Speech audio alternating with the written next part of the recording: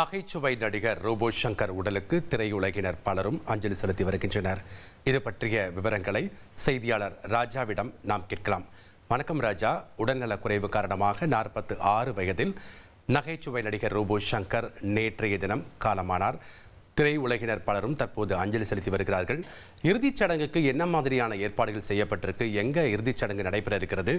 தற்போது அங்க இருக்கக்கூடிய கள விவரங்கள் என்ன? பதிவு பண்ணுங்க. வணக்கம். நகைச்சுவை நடிகர் ரோபோ சங்கர் நேற்று உடல்நிலை குறைவால் காலமானார். அவரது உடலானது தற்போது அவர் வலசரவாக்கத்தில் உள்ள அவர் இல்லத்தில் வைக்கப்பட்டிருக்கிறது. ஏராளமான திரைப்பிரபலங்கள், அதாவது சின்ன திரை, பெரிய திரை நட்சத்திரங்கள் அவருக்கு சமூக வலைதளங்களில் இரங்கல் தெரிவித்திருந்தார்கள். நேற்று அவருடன், அதாவது அவர் சின்ன திரை நிகழ்ச்சிகளில் பங்கேற்றும் பொழுது அவருடன் இருந்த நண்பர்கள், அதே போல் சின்ன திரை நடிகர்கள் எல்லோரும் சிலர் நேற்று இரவே மருத்துவமனைக்கும் மற்றும் அவர் இல்லத்திற்கு வந்தனர். நேற்று இரவு பார்க்கும்போது நேற்று தமிழ்நாடு துணை முதல்வர் உதயநிதி ஸ்டாலின், நடிகர் தனுஷ், நடிகர் விஜய் ஆண்டனி, அதே போல் KPI பாலா உள்ளிட்ட பல நட்சத்திரங்கள் வந்திருந்தார்கள்.